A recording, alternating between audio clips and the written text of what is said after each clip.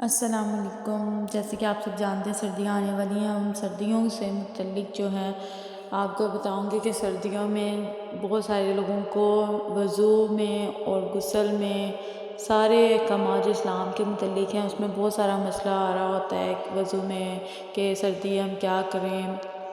نہانے سے متعلق آ رہا ہوتا ہے۔ تو آج میں آپ کو اس کے بارے میں بتاؤں گی، تو ویڈیو کا اینڈ تک ضرور دیکھیے گا، آپ کے بہت زیادہ کام آنے والی ہیں۔ تو جیسے کہ ہر مسلمان مرد عورت کے لیے ضروری ہے کہ وہ اپنے آپ کو پاک صاف رکھے۔ سردیوں میں وضو سے متعلق یہ مسئلہ آتا ہے کہ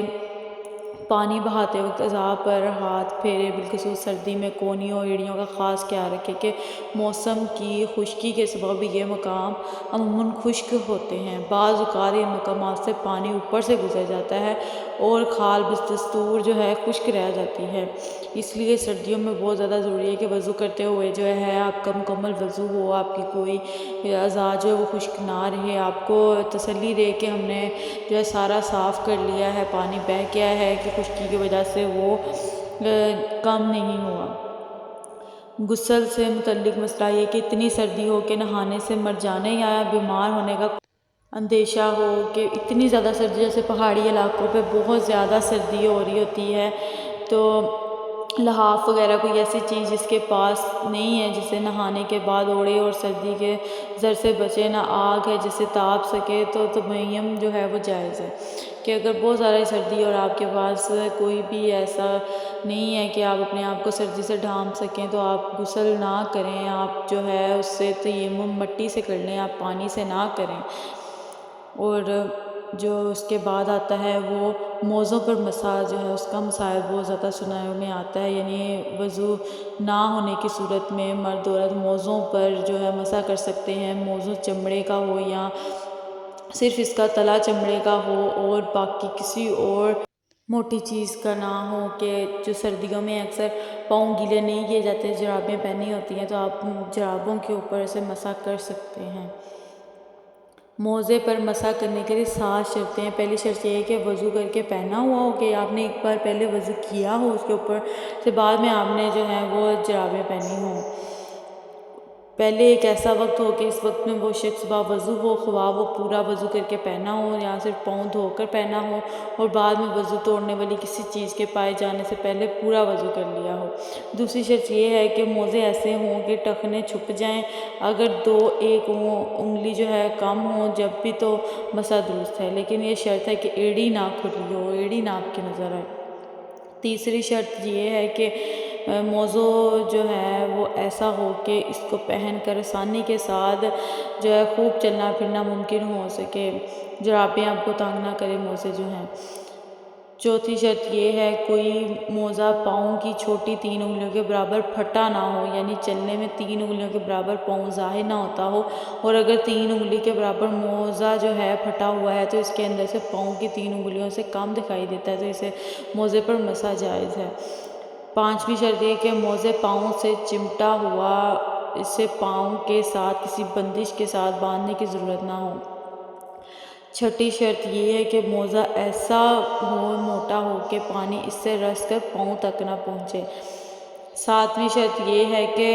ہاتھ کی چھوٹی انگلی کے مطابق 3 انگلیوں کے برابر قدم کا اگلا حصہ باقی ہو، اگر کسی کے پاؤں کا یہ حصہ کٹا ہو تو اس کے لیے مسح کرنے کی اجازت نہیں ہے۔ مسح کی مدت مقیم کے لیے 1 دن 1 رات ہے اور مسافر کے لیے 3 دن 3 راتیں ہیں۔ موزہ پہننے کے بعد پہلی مرتبہ جو اس وقت سے مسح کا شمار ہے وہ اس سے پہلے ہو کہ موزہ پہنا اور ظہر کے وقت پہلی بار، اور اس کے بعد مقیم دوسرے دن کی ظہر تک مسح کرے، اور مسافر چوتھے دن کی اگلے دن تک جو ہے آپ کا مسح رہتا ہے پاؤں پہ۔ مسح میں فرض ہے کہ ہر موزہ کا مسح ہاتھ کی چھوٹی 3 انگلیوں کے برابر ہو اور موزے کی پشت پر ہو۔ موزہ میں سنت پوری 3 انگلیوں کے پیٹ سے مسح کرنا ہے اور انہیں پنڈلی تک کھینچ کر لے جانا ہے، اور مسح کرتے وقت انگلیاں کھلی رکھنا ہے۔ 4 چیزیں مسح کو توڑ دیتی ہیں۔ جن چیزوں سے وضو ٹوٹتا ہے ان میں سے مسح بھی ہے۔ موزے اتار دینے سے مسح ٹوٹ جاتا ہے، اگرچہ ایک ہی اتارا ہو، یوں ہی اگر ایک پاؤں آدھے سے زیادہ موزے سے باہر ہو جائے تو وضو ٹوٹ جائے گا جو آپ نے موزے کے اوپر مسح کیا ہے۔ موزہ اتارنے یا پاؤں کا اکثر حصہ باہر ہونے میں پاؤں کا وہ حصہ معتبر ہے جو گھٹنوں سے پنجوں تک ہے،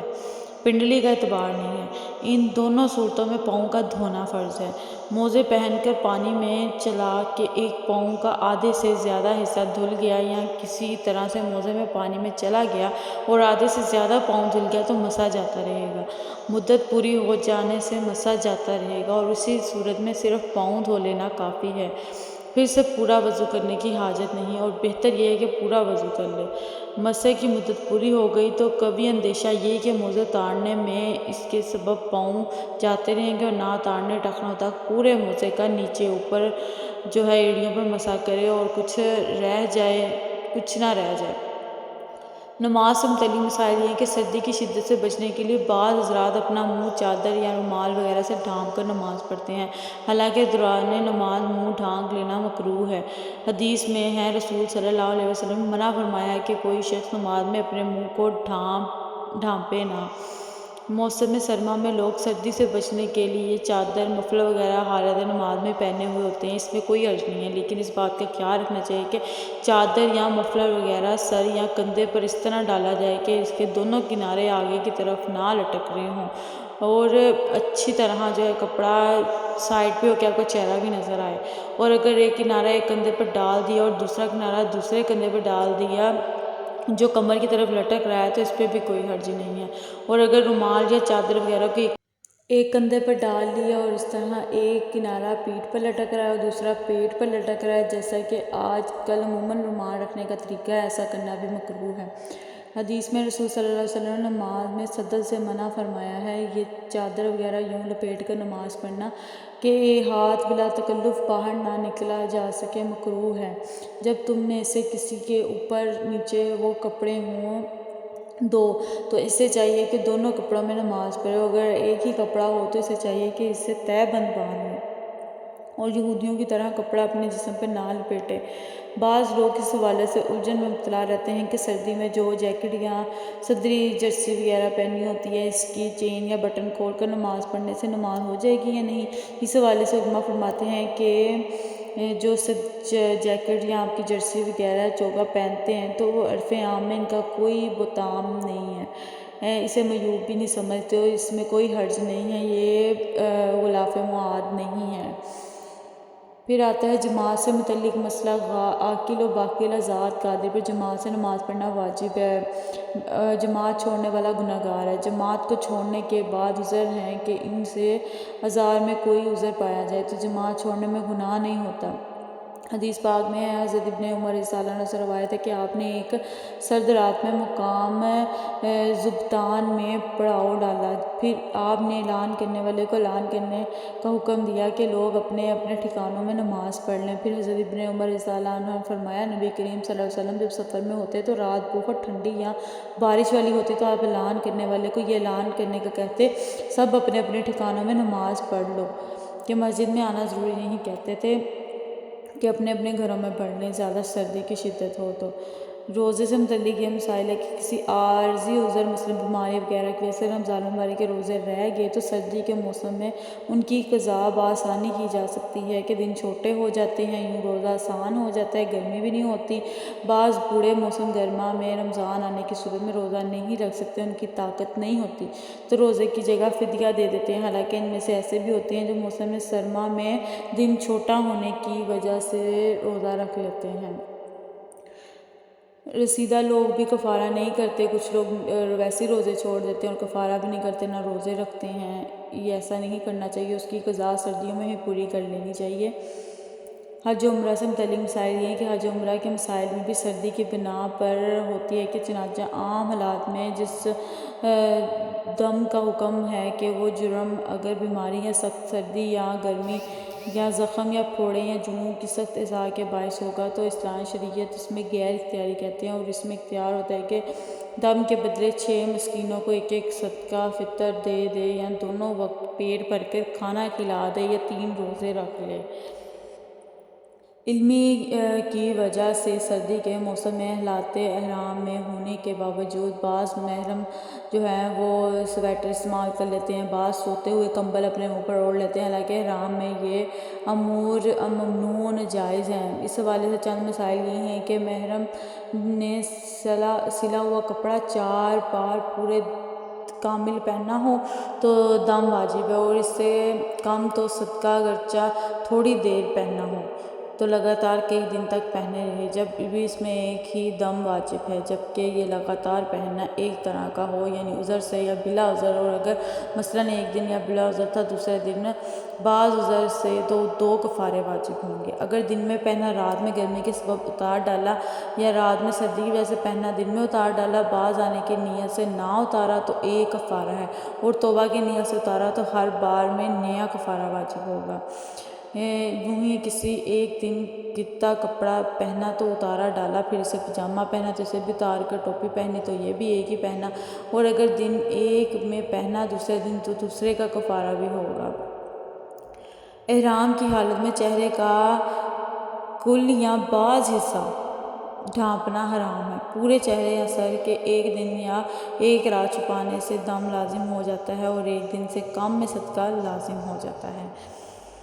ایک دن اور عورت بھی اس مسئلہ میں شامل ہے، اور بلا اجماع اپنے چہرے کو نہیں چھپائے گی۔ حج کے دوران بھی چہرے کو نہیں چھپانا چاہیے، شدید سردی میں بھی اس کا بھی کفارہ کرنا ضروری ہے اگر آپ چھپاتے ہیں اپنے چہرے کو سردی کی وجہ سے۔ تو یہ سارے مسائل تھے جو بہت زیادہ ضروری تھے۔ سردیوں میں لوگوں کو نماز، جماعت، وضو، حج و عمرہ، روزے، اس سب سے کچھ مسائل آ رہے ہوتے ہیں، یہ ان سب کی تربیت تھی۔ امید کرتی ہوں آپ کو ویڈیو اچھی لگی ہوگی، تو ویڈیو کو لائک کر دیں، چینل کو سبسکرائب کر دیں، شیئر کر دیں آگے تاکہ لوگ بھی آپ سے سیکھ سکیں، اور سردیوں میں لوگوں کا بہت سارا خیال رکھیے گا۔ جو آپ نے جیکٹیں سردیوں میں جرسیاں وغیرہ نہیں پہننے، وہ باہر غریبوں کو ضرور صدقہ کیجیے گا تاکہ لوگوں کی بھی سردی ڈھانپی جائے، جو فٹ پاتھوں پر سوتے ہیں اور جو نہیں افورڈ کر سکتے اپنے لیے گرم بستر، گرم کپڑے، تو ان کو ضرور دیجیے گا اور ان کے بارے میں سوچیے گا ضرور۔ اللہ آپ کی اس کی جزا دے گا۔ ملیں گے نیکسٹ ویڈیو میں، تب تک کے لیے خدا حافظ، اللہ نگہبان۔